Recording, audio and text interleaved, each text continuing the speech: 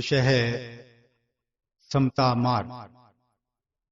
समता कहते हैं समतत्व को, ब्रह्म को, जिसको हम आमतौर पर ईश्वर करके पुकारते हैं।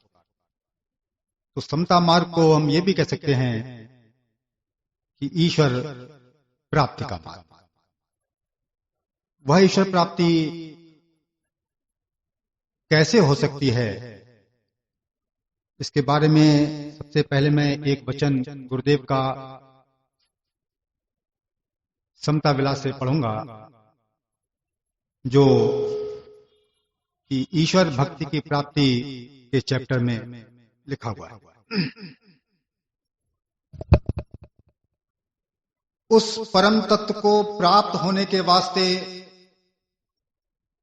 सार साधन यही है कि सत विचार द्वारा अपनी बुद्धि को निर्मल करना और असत माया के भोगों से उपरस होना। उस परम शक्ति का आसरा रखकर 64 घड़ी अपने मन की वृत्ति ईश्वर प्रेम में लगाए रखना।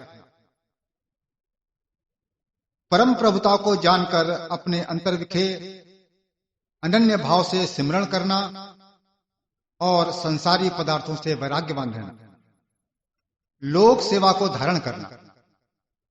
जिस वक्त ऐसी वृत्ति प्राप्त होती है उस वक्त अंतःकरण शुद्ध हो जाता है, बुद्धि एकाग्र होकर अंतर्विखे अविनाशी शब्द को अनुभव करती है और परम शांत अवस्था को प्राप्त करती है।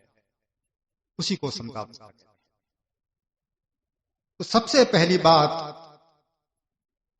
जो ये वचन हमको बता रहा है कि उस परम तत्व अर्थात ईश्वर को प्राप्त होने के वास्ते सार साधन यही है कि सत विचार द्वारा अपनी बुद्धि को निर्मल करना।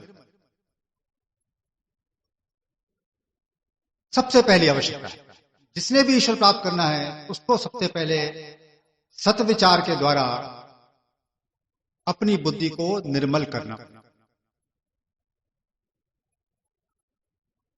अब बुद्धि का निर्मल होना, इससे हम क्या मतलब समझते? बुद्धि में मलिनता है कौन?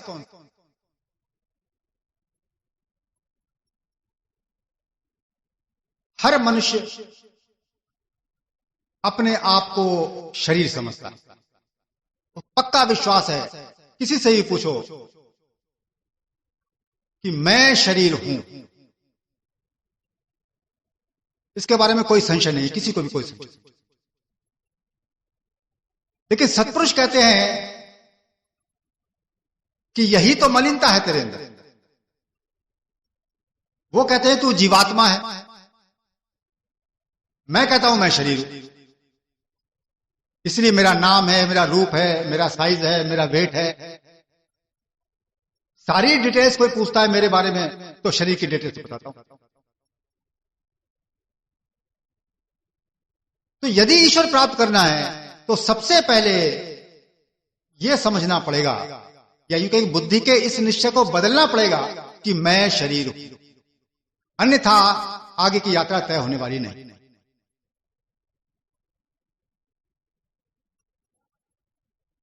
अब प्रश्न उठता है, इसको समझा कैसे जाए? इसके बारे में गीता से स्टार्ट करते हैं। गीता के दूसरे अध्याय में भगवान कृष्ण अर्जुन से कह रहे हैं, अव्यक्तादीनि भूतानि व्यक्त मध्यानि भारत अव्यक्त निधनानि एव तत्र का परिदेवना। ये उस समय की वार्तालाप है जिस समय अर्जुन ने अपना गांडीव रख दिया, युद्ध करने से उसने मना कर दिया, इस भय के कारण, इस चिंता के कारण कि जितने मेरे भाई बंधु हैं, पितामह हैं, गुरुजन हैं, ये सारे के सारे युद्ध में मारे जाएंगे और स्त्रियां हैं वो विधवा हो जाएंगी, ये सारा पाप मुझ पर चढ़ेगा। इसलिए मुझको राजपाट नहीं चाहिए, संसार के भोग विलास नहीं चाहिए, मैं सब कुछ त्याग करने के लिए तैयार हूं, इसलिए मैं युद्ध नहीं। वो उनको शरीर समझ रहा है। भगवान कृष्ण उसके सामने जब ये बात कहते हैं, वो कहते हैं, हे अर्जुन, संपूर्ण प्राणी जन्म से पहले बिना शरीर वाले और मरने के बाद भी बिना शरीर वाले ही हैं। केवल बीच में ही शरीर वाले प्रतीत होते हैं, फिर उस विषय में क्या चिंता है।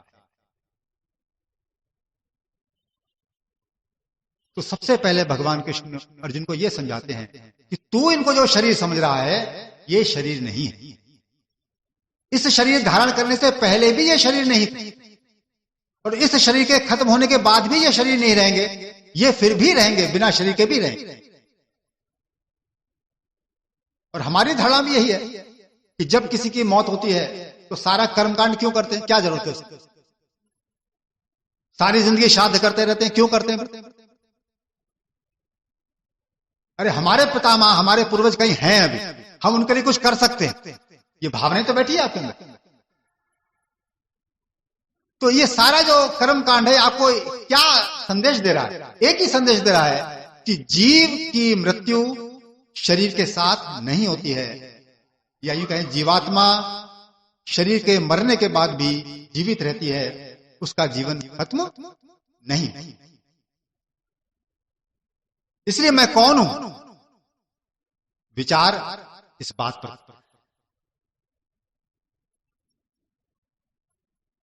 तो इसके बारे में पूरा विचार करने के लिए सही तरीके से कि मेरा शरीर का ईश्वर का क्या संबंध है, शरीर क्या है, मैं क्या हूं, ईश्वर क्या है, इसके बारे में गीता में एक सिद्धांत आता है, वो भी मैं आपके सामने रखता हूं ताकि ये विषय आपको स्पष्ट हो। गीता के 18वें अध्याय में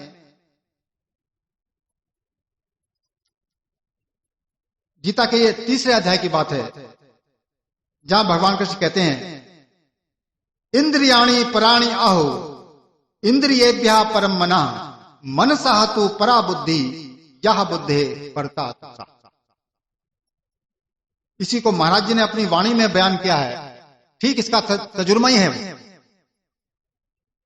गुरुदेव कहते हैं कि तन से परे इंद्रिय विकार, इंद्रिय परे मन विस्तार, मन से परे बुद्ध ठहराई, बुद्धि परे रतन सुखदाई, या बुद्धे परता।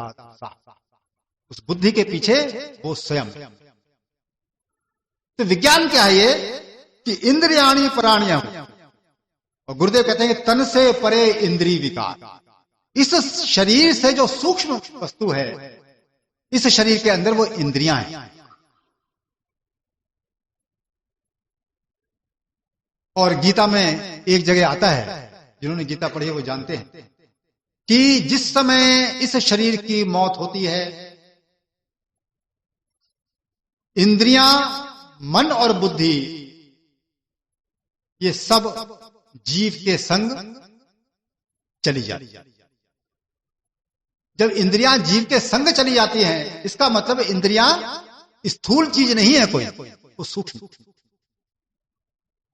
देखने में तो हमें आंख नजर आती है, लेकिन आंख एक खिड़की का काम करती है, ये अपने आप में इंद्रिय नहीं।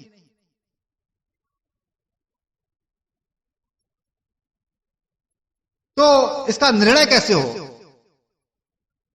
कैसे हम इस बात तक पहुंचे कि इंद्रियां सूक्ष्म हैं?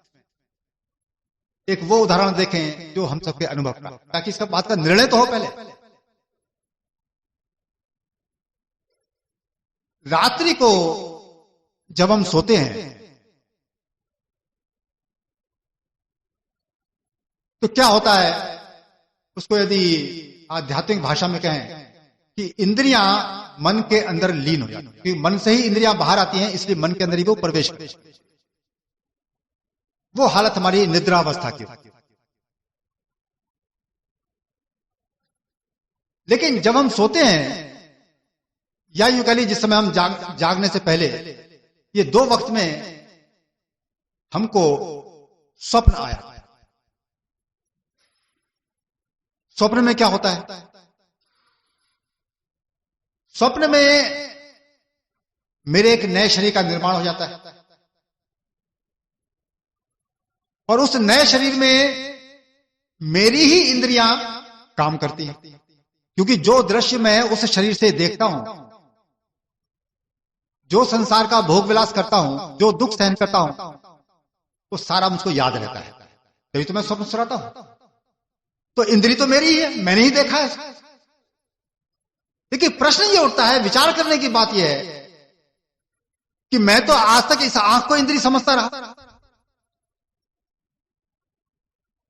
और शरीर को ही अपना रूप समझता रहा, लेकिन यह शरीर सो रहा था, यह इंद्री बंद थी।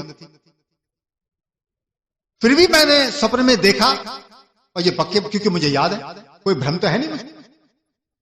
तो इसका मतलब यह है कि स्वप्न में भी मन तो मेरा ही काम कर रहा था, तो इंद्रियां आई कहां से? इंद्रियां उस मन में से निकलकर वो अपना कार्य कर।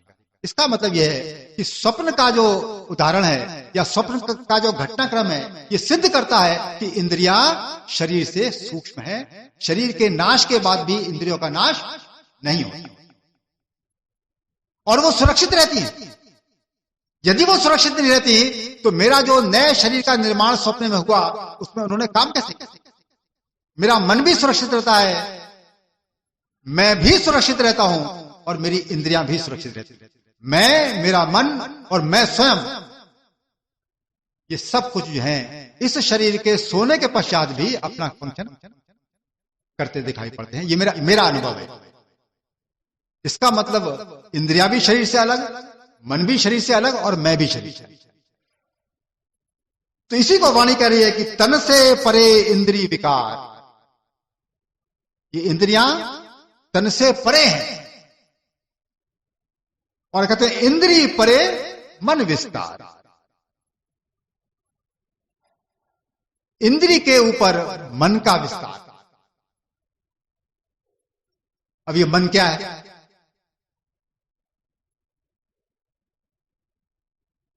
मन का यदि निर्णय करना हो, सत्पुरुष तो कहते हैं ये संकल्प विकल्प को ही मन कहते हैं। जितनी भी आपके अंदर इच्छाओं की तरंगे उठती हैं, संकल्प उठते हैं, विकल्प उठते हैं, वो सारा का सारा ये मन है। मन और संकल्प अलग चीज नहीं है। जैसे कि समुद्र है, समुद्र में अनगिनत तरंगे हैं, तो तरंग क्या समुद्र से अलग है? तो उस समुद्र का अनुभव हमको तरंग के रूप में हो रहा है। तो इसी प्रकार मन का जो अनुभव होता है वो हमको संकल्प के रूप में होता है, एक विचार के रूप में। और इसका अनुभव किस समय सही रूप में होता है? जिस समय हम ईश्वर की याद करने बैठते हैं मौन रूप। जो भी ईश्वर का नाम जपते हैं और मौन होकर बैठते हैं, मंत्र को याद करते हैं, तो क्या देखते हैं कि मंत्र तो भूल जाते हैं और संसार की बातें, संसार के संकल्प हमारे मन में दौड़ते हैं। तो जिस समय मैं ध्यान में बैठा हूं उस समय मुझको मन की गति दिखाई पड़ रही है। अब ये अगला विचार ये है कि मन की गति को कौन देख रहा है? मैं ही तो देख रहा हूं ना। तो वो कह रहे हैं कि मन से परे बुद्ध ठहराई, जिसको गीता कह रही है कि मन सातु परा बुद्धि, कि मन के ऊपर बुद्धि है। तो मैं जो देख रहा हूं मन की गति को, तो मैं जो है इसी का नाम बुद्धि। इसी को ही महाराज जी सुरत भी कहते हैं, इसी को ही महाराज जी तवज्जो भी कहते थे, इसी को ही कॉन्शियसनेस भी कहते हैं, होश भी कहते हैं। तो मैं तो होश में हूं ना। तो जो इस शरीर के अंदर होश है वही तो मैं हूं, और मैं मन की गति को देख रहा हूं, इसलिए मैं मन के ऊपर हूं। और मन के नीचे इंद्रियां हैं और इंद्रियों के नीचे फिर शरीर। तो मैं तो आज तक अपने आप को शरीर ही समझता रहा। विचार किया गया तो मैं तो इससे बड़ा ऊपर हूं। शरीर मेरी एक वस्तु उसी प्रकार से है जैसे कि कपड़ा मेरी वस्तु है, मैं उसमें रहता हूं।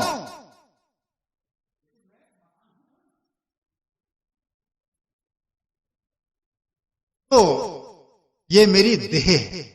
मैं पतन कहां तक हो गया कि मैं मन के ऊपर था, मन का भी मालिक था और मैं शरीर बन गया।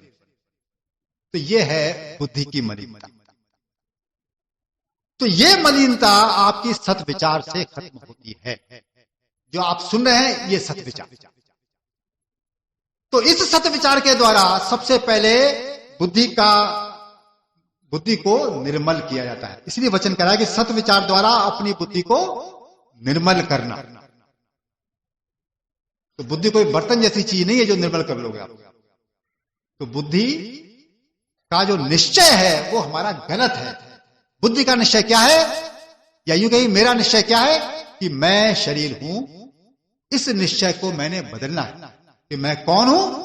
मैं वो होश हूं, वो कॉन्शियसनेस हूं जो मन के संकल्प को देख रही है, समझ रही, जो शरीर की गति को भी समझ रही, जो संसार को भी समझ रही।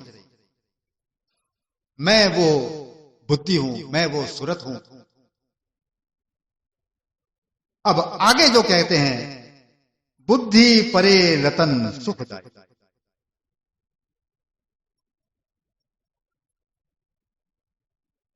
इससे पहले एक बात और समझ लें। बुद्धि के अंदर एक और गलत धारणा बैठी हुई है।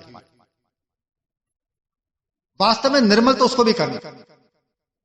दूसरी धारणा क्या है? पहली धारणा तो ये, पहला निश्चय तो ये कि मैं शरीर हूं, जो बिल्कुल गलत निश्चय है।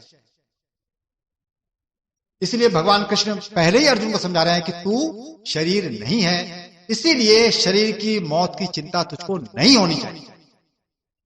क्योंकि जिनको भी तू युद्ध में मारेगा वो मरेंगे नहीं, वो जीवित रहेंगे। अरे तेरा एक कपड़ा यदि बदल जाता है तुझको कौन सा दुख होता है? पुराना गया नया मिल गया। तो एक शरीर चला गया, दूसरा तुझको मिलना ही मिलना है। ये बात तो सत्य है। तो किस चीज का भय, किस चीज से तू भयभीत हो? तो पहला तो हमारी बुद्धि में जो मलिनता है, विकार है, वो ये है कि मैं शरीर। दूसरा विकार क्या है कि ये शरीर और ये संसार यही सब कुछ है और ये सुख का साधन है। ये पक्का निश्चय बैठा हुआ हर व्यक्ति का पक्का निश्चय।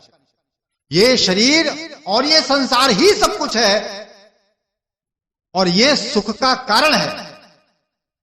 इसीलिए मैं शरीर और संसार की पूजा करता रहता हूं। पूजा का मतलब यह है कि सुख के निश्चय को मन में रखकर इसी के अनुसार मैं कर्म करता रहता हूं और सारी आयु मेरी बीत जाती। तो दूसरा निश्चय ये बैठा। लेकिन गुरुदेव के शब्दों में यदि इस निर्णय को सोचें, वो उनका निर्णय क्या है? वो कहते हैं ये संसार देखने में परम सुख रूप है। ये संसार देखने में परम सुख रूप है, परंतु अंदर से विष रूप है। ये सत्पुरुष का निर्णय है समता विलास में लिखा। ये संसार देखने में सुखरूप है, सुखरूप ही नहीं परम सुखरूप है, लेकिन अंदर से विष रूप है। ये जहर है और जहर जिसके अंदर भी जाएगा उसका सर्वनाश करेगा ही, कोई बच नहीं सकता। अब बताइए इस जहर को रात दिन हम कैसे पी रहे हैं? होश ही नहीं है। अपने बच्चों के बारे में यदि कोई भविष्य की चिंता है तो एक ही चिंता होती है कि मेरा बच्चा खूब पढ़ लिख जाए और बढ़िया पैसा कमाए। बस एक कल्पना, मेरा बच्चा सुखी हो। पिता को होश ही नहीं है, तू सारी जिंदगी खुद जहर पीता रहा, बच्चे को भी जहर पिलाने की तैयारी, होश ही नहीं है। कोई गुरु बनाया हो तब होश आए ना। गुरु बनाते हुए तो नकली गुरु के चक्कर में पड़ जाते। वो कहते हैं तुम हमारी पूजा करो, तुम्हारी पेट पूजा होती रहे, तुम्हारी सारी जिंदगी ठीक बीत जाए। तो गुरु भी शरीर के पुजारी और शिष्य भी शरीर के पुजारी। अंधा अंधे को ठेल रहा है, किसका कल्याण? जो पूर्ण गुरु होता है वही आंखें खोल, जैसे कि गुरुदेव खोल रहे। वो कहते हैं कि ये संसार अंदर से विश्व रूप। लेकिन अब समस्या है कि इन बातों का निर्णय हो कैसे, क्योंकि हमारी तो पक्की जड़ बैठी हुई है संसार के, संसार से सुख मिलेगा इसलिए रात दिन कर्म कर रहे हैं। सब एक दूसरे को सुख देने का प्रयास कर रहे हैं। तो इस बात का निर्णय से विश्व। इसका यदि एक उदाहरण के द्वारा समझना चाहें तो अपने ही शरीर से समझें। हर व्यक्ति अपने शरीर को जब शीशे के सामने खड़ा होता है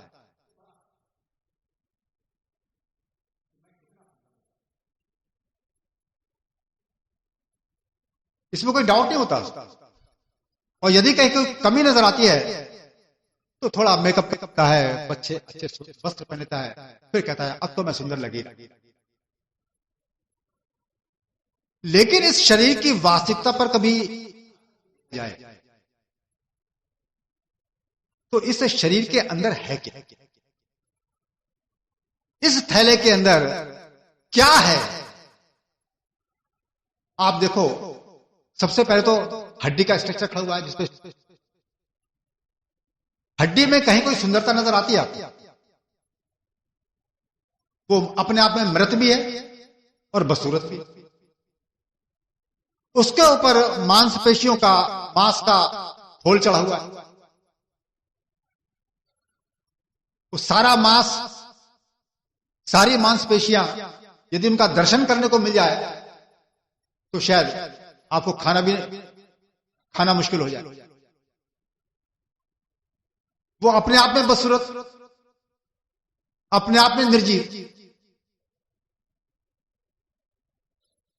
और जो चलता फिरता ये शरीर नजर आता है, इसके ऑर्गन फंक्शन करते नजर आते हैं, उसका कारण खून हमको नजर आता है। खून अपने आप में निर्जीव। खून पड़ा भी देख ले तो गशा जाता है लोग। तो जो कुछ इसके अंदर भरा हुआ है, और यदि और देखें, आगे बढ़े तो इसमें मल और मूत्र, थूक और पीप, ये सारी गंदगी इस थैले में भरी हुई। फिर सुंदरता किस चीज की है? एक पतली सी, एक माइक्रोफिल्म इस गंदगी पर चढ़ी हुई। यदि सारी फिल्म को समेट लिया जाए तो एक चुटकी में आपकी आ जाएगी। और आपने उन लोगों को भी देखा होगा जिनकी व्हाइट स्किन होती है, ये ब्लैकिश पर खत्म हो जाता है। वो भी एक रोग है। हम कहते हैं तो ये तो बड़ा कुदरत ने कैसा बनाया, इसको क्या रोग दिया, बड़ा बस। तो जो सुंदरता ऊपर से उतर गई वो क्या थी? वो तो सारा शरीर जब देख रहे हो, उसका विश्लेषण कर रहे हो, तो अंदर से तो बदसूरती और गंदगी का ही रूप है। सुंदरता का तो मात्र वहम है। तो इसी प्रकार से यदि जैसे रात विश्लेषण हो रहा था कि सही रूप में इस संसार का और अपना विश्लेषण किया जाए तो ये संसार दुख रूप है, जिसको उपनिषद कह रहा है दुखम सर्वम अनुस्मृत, कि सब कुछ दुख ही है, ये मत भूलो। उसी को गुरुदेव कह रहे हैं कि अंदर से विष रूप। अरे मनुष्य के लिए विष क्या है? दुखी तो विष है इसके लिए, और क्या विष? तो जिसका भी मनुष्य का निश्चय शरीर के प्रति दृढ़ है वो दुख से ऊपर नहीं उठ सकता। तो इसीलिए इस निश्चय को बदलें। क्या निश्चय? कि ये शरीर और संसार सुख, इस निश्चय को बदलें। तो ये कैसे बदलेगा? ये सत्विचार। तो सत्य विचार से दो निश्चय आके बदलते हैं। पहला निश्चय यह बदलता है कि मैं शरीर हूं, दूसरा निश्चय यह बदलता है कि शरीर और संसार सुख रूप। जब ये दो निश्चय आके बदलते हैं तब आपके बारे में यह कहा जा सकता है कि सत्य विचार के द्वारा मेरी बुद्धि निर्मल हुई। क्योंकि निर्मल जब बुद्धि होगी तभी तो आप ईश्वर को याद करोगे, नहीं तो ईश्वर को क्यों याद करोगे? जिसकी बुद्धि में अब ये निर्मल हुई नहीं, वो क्यों ईश्वर को याद करने लगा? जिसके निश्चय में ये बैठा है कि संसार में सुख है, तो संसार के लिए प्रयास करेगा, उसमें गलत बात क्या? अब अगली बात कहते हैं कि या बुद्धे परता, इस बुद्धि के पीछे अर्थात मेरे ऊपर ईश्वर है। और गुरुदेव कह रहे हैं बुद्धि परे रतन सुखदाई, बुद्धि के ऊपर सुखदाई रत्न है, या अर्थात ईश्वर। वो खाली ईश्वर नहीं है, वो वास्तव में सुख रूप है, आनंद। तो बुद्धि जब पवित्र होती है, निर्मल होती है, तब उस ईश्वर के महत्व को समझती है। जब उसका निश्चय बदलता है कि संसार दुख रूप है और ये जानती कि ईश्वर सुख रूप है, तब वो संसार से विलग होने की कोशिश करती है और ईश्वर से संबंध जोड़ने की कोशिश। उसी के लिए गीता में भगवान कृष्ण ने कहा 18वें अध्याय में, ईश्वरः सर्वभूतानां हृद्देशे अर्जुन तिष्ठति भ्रामयन् सर्वभूतानि यंत्रारूढ़ानि माया। हे अर्जुन, शरीर रूपी यंत्र में निवास करने वाले सारे प्राणियों को देखिए, शरीर रूपी यंत्र में निवास करने वाले सारे प्राणियों को परमेश्वर अपनी माया से भरमाता हुआ सब भूत प्राणियों के हृदय में स्थित है। वो सुखदायी रत्न, वो प्रभु इस शरीर के अंदर खुद बैठा और हर पल हमारी क्रिया को देख रहा है और हमारे अंदर प्रेरणा भी पैदा करता है। जिस प्रकार मैं अपने मन का दृष्टा हूं, उसी प्रकार ईश्वर मेरा दृष्टा है। वो निरंतर मुझको देख रहा है। गुरुदेव ने एक प्रेमी से कहा भी था, प्रेमी और कुछ नहीं कर सकते, तो बस एक बात हमेशा याद रखा कि गुरु मुझको सदैव देखता है। ये कोई केवल बात नहीं है, ये रियलिटी है। ये शिष्य के जीवन की वास्तविकता है कि गुरु हर वक्त उसको देख रहा है।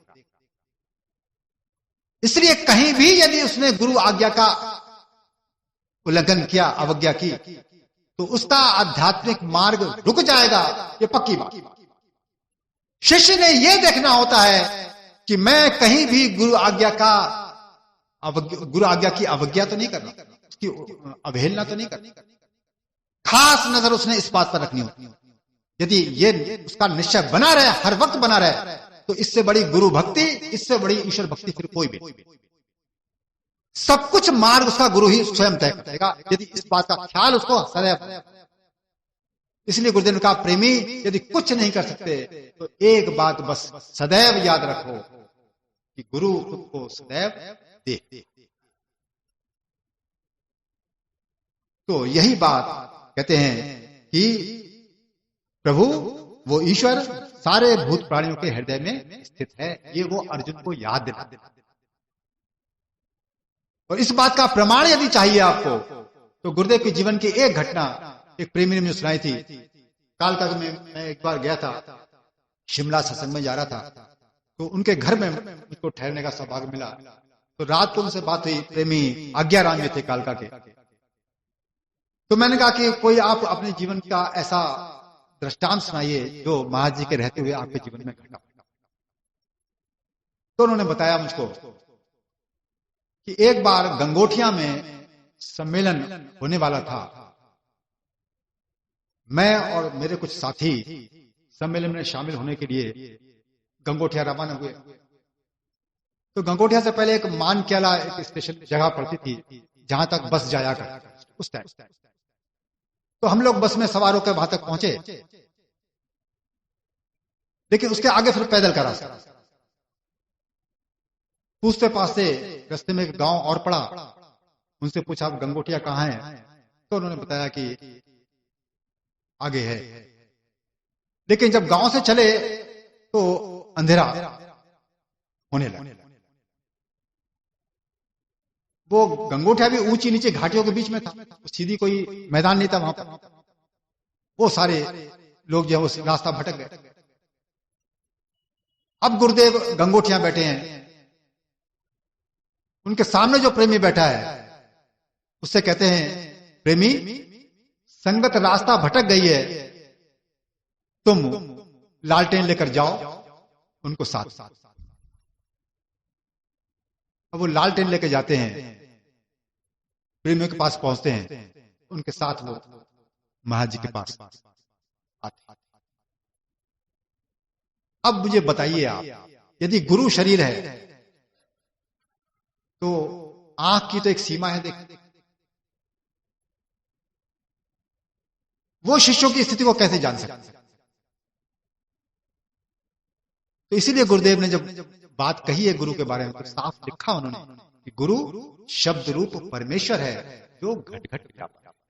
सतगुरु तो अंतर रमे पल पल करें पुकार, तू आज्ञाकारी होए के घटका पा। वो गुरु अंदर है, वो तुम्हारी आत्मा है। या बुद्धे परता तुस्ता, इस बुद्धि के पीछे वो स्वयं बैठा है। जिस प्रकार बुद्धि मन की दृष्टा है उसी प्रकार आत्मा इस बुद्धि की अर्थात जीव की दृष्टा है, अर्थात मेरी दृष्टि। तो मैं तो प्रभु की दृष्टि से एक पल भी ओझल नहीं हूं।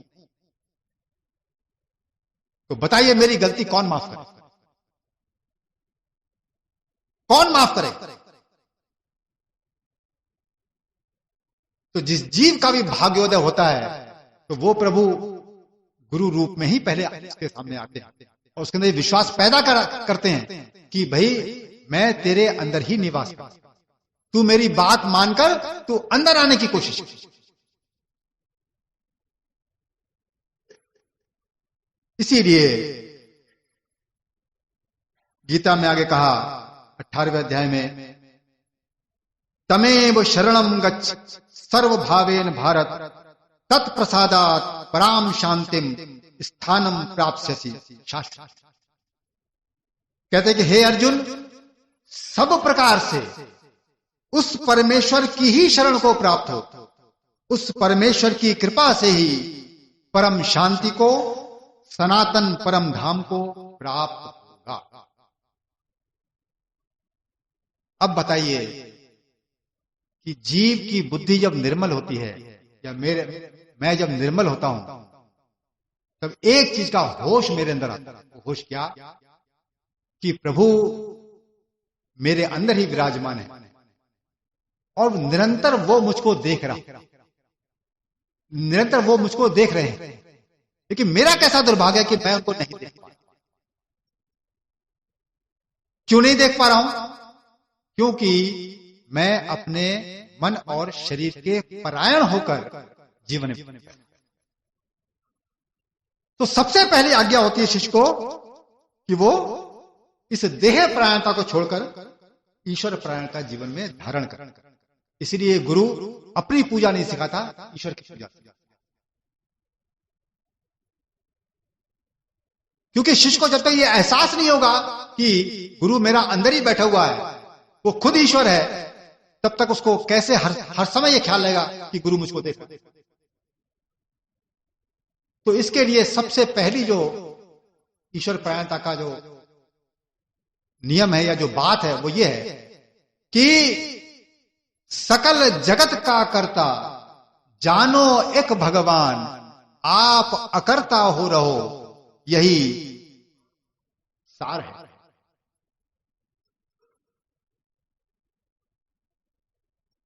तो सबसे पहले तो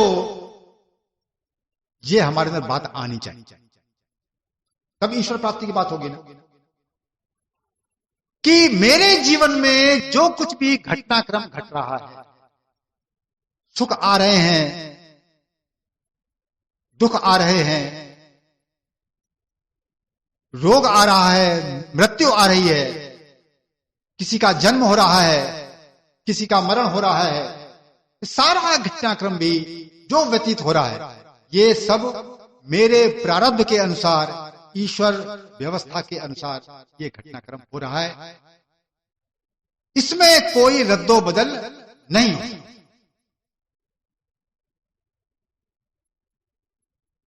गुरु, पीर, नबी, पैगंबर, अवतार सबको अपनी करनी का फल मिलता है, कोई रक्षा नहीं करता। तो अब बताइए आप कि हम अपने निश्चय के बल पर कि मैं संसार में सुखी जरूर हो जाऊंगा यदि मैं कोशिश करूं तो मुझसे बड़ा मूर्ख इस धरती पर कोई नहीं, क्योंकि शास्त्र के मार्गदर्शन के बिल्कुल विरुद्ध मैं सोच रहा हूं। मेरी बुद्धि का निर्णय अवतारों के निर्णय के बिल्कुल उल्टा है। वो कहते हैं कि दिन है, मैं कहता हूं कि रात। तो मैं तो गारंटी ले रहा हूं कि मैं यदि कोशिश करूंगा तो सुखी हो जाऊंगा, लेकिन सत्पुरुष कह रहे हैं तू कितनी भी कोशिश कर ले, तेरे जीवन में सुख और दुख प्रारब्ध के अनुसार ही आए, और वो प्रारब्ध तेरा जन्म लेते ही निश्चित हो चुका। तो इसीलिए संसार में जो मैं रात दिन लगा रहता हूं, संसार प्राण होकर जो जीवन व्यतीत करता हूं, ये सारा का सारा जीवन मेरा निरर्थक जा रहा है। उसी प्रकार निरर्थक जा रहा है जैसे पशु का जीवन निरर्थक जा रहा है। तो सत्पुरुषों को इसमें कोई संशय नहीं है, कोई उनको झेप भी नहीं, कोई संकोच भी नहीं। बहुत बड़ा स्पष्ट कहते हैं कि जो कुछ भी मनुष्य संसार में करता है, जीवन व्यतीत करता है, ईश्वर भक्ति को छोड़कर, वो सारा का सारा उसका पशु समान जीवन है। चाहे मैं डीएम हूं, चाहे मैं बहुत बड़ा इंडस्ट्रियलिस्ट हूं, चाहे मैं बहुत बड़ा गृहस्थी हूं, चाहे मैं बहुत बड़ा समाज सेवक हूं, मैं कुछ भी क्यों ना हूं, यदि मेरे अंदर ईश्वर निश्चय नहीं है और उस ईश्वर को जानने का गंभीर प्रयास मेरे अंदर नहीं है, उस ईश्वर की ओर अग्रसर होने का प्रयास नहीं कर रहा हूं, तो मेरा जीवन पशु समान है। मैंने तो मनुष्य वाला काम शुरू ही नहीं। तो पहली शर्त है ईश्वर प्राप्ति के लिए कि ईश्वर परायणता जीवन में धारण करना, कि अर्थात जो कुछ भी जीवन में सुख दुख आएंगे, जो कुछ भी घटनाक्रम घटेगा, वो प्रभु आज्ञा अनुसार घटेगा। इसलिए मैं संसार का न होकर मैं प्रभु का होकर क्यों नहीं रहता?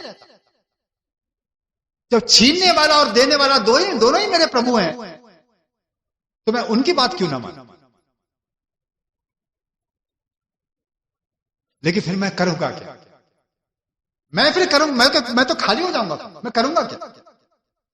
फिर उस ईश्वर से मिलूंगा कैसे? तो मिलेगा तो तभी तू जब उसका संग करेगा।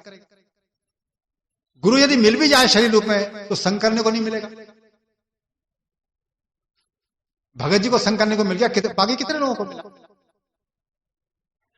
कई तो शिष्य ऐसे थे जिन्होंने दीक्षा ली, उसके बाद महाराज जी के दर्शन ही नहीं हुए। तो उसी के लिए गुरु फिर मंत्र रूप में अपना, जिसको रामकृष्ण परमहंस और महर्षि रमण दोनों एक बात कहते हैं, गुरु, ईश्वर, मंत्र एक। इसीलिए उपनिषद में आके नाम ब्रह्मेति उपासते, नाम या मंत्र को ब्रह्म जानकर उपासना करनी चाहिए। नाम, छांदोग्य प्रश्न में आया ये, नाम ब्रह्मेति उपासते, नाम को या मंत्र को ब्रह्म जानकर उपासना करनी चाहिए,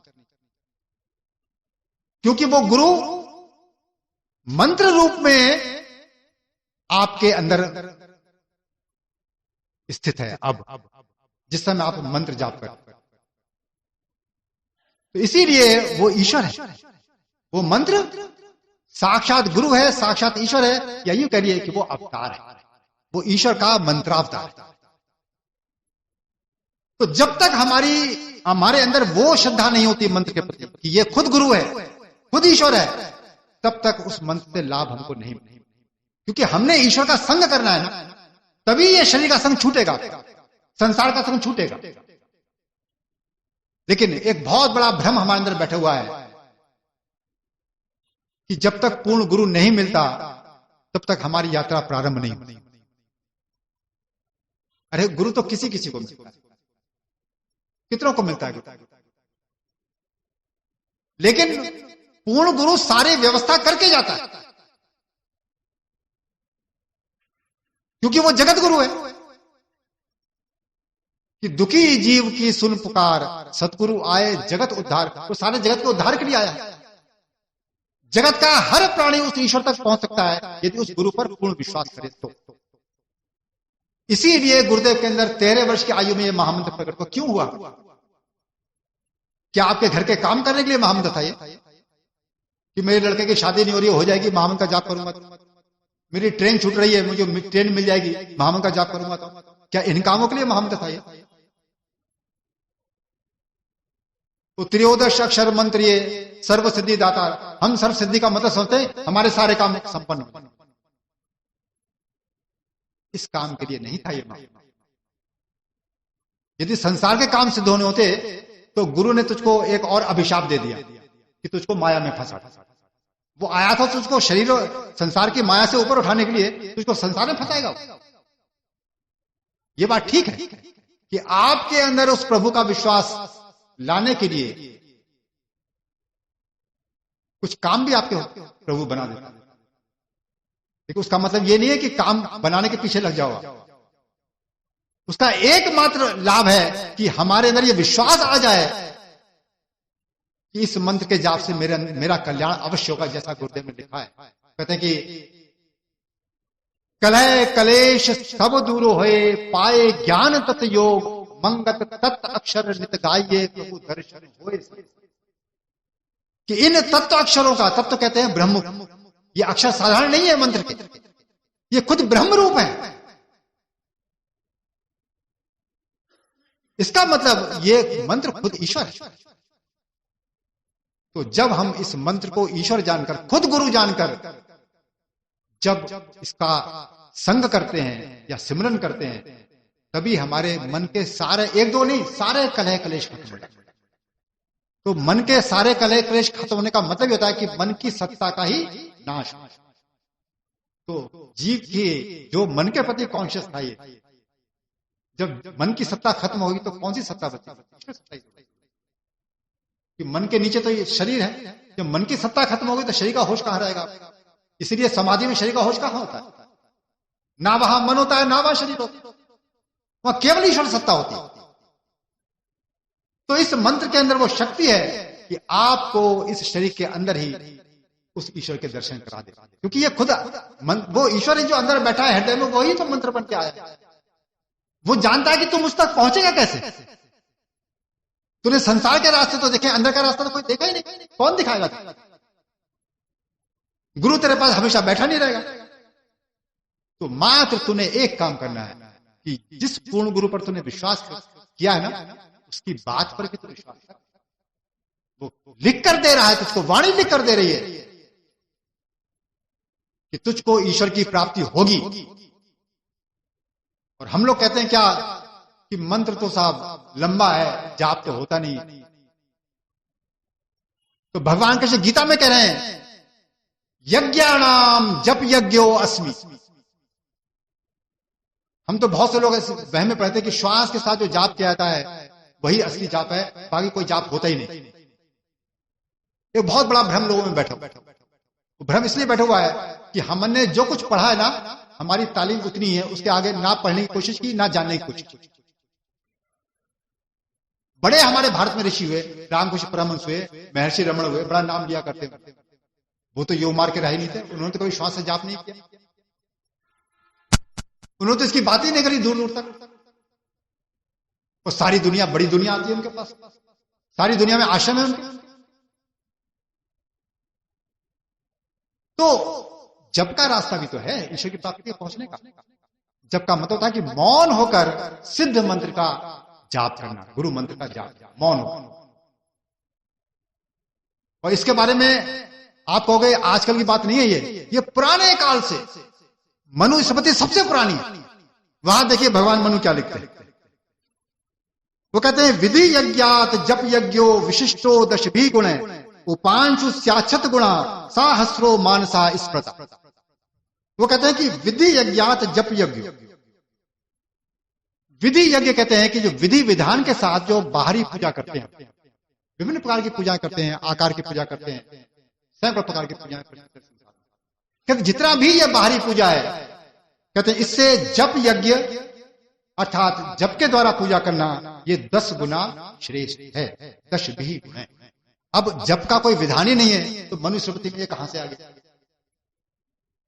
हमारे भारत की सबसे प्राचीन स्मृति गीता में कहां से आ गया? तो इसीलिए ये महामंत्र प्रकट, ये कोई साधारण घटना नहीं है। ये महामंत्र प्रकट ही हुआ सारे जगत को उद्धार किया। जिस देश के भी व्यक्ति हो, जिस भाषा का भी व्यक्ति हो, जिसका भी विश्वास इस मंत्र पे यदि आ जाए, ये पूर्ण गुरु मंत्र है और इसको वो ईश्वर जानकर, खुद गुरु का अवतार जानकर उसको मौन होकर जाप करना प्रारंभ कर दे, तो गारंटी है गुरुदेव की कि उसको ईश्वर की प्राप्ति होगी। वो इससे वंचित नहीं रह सकता। इसलिए ये जो विषय था ईश्वर प्राप्ति कैसे, इसके 3 रास्ते थे। सबसे पहला अपने निश्चय को दुरुस्त करें, बुद्धि निर्मल करें सत्य विचार के द्वारा कि मैं शरीर नहीं हूं, मैं जीवात्मा हूं या बुद्धि हूं। दूसरा निश्चय क्या कि संसार और ये शरीर सुखरूप है, इस निश्चय को बदलें, ये विषरूप। इसका अंतिम जो परिणाम है वो मौत और दुख, जीवन मुझसे छिन जाएगा।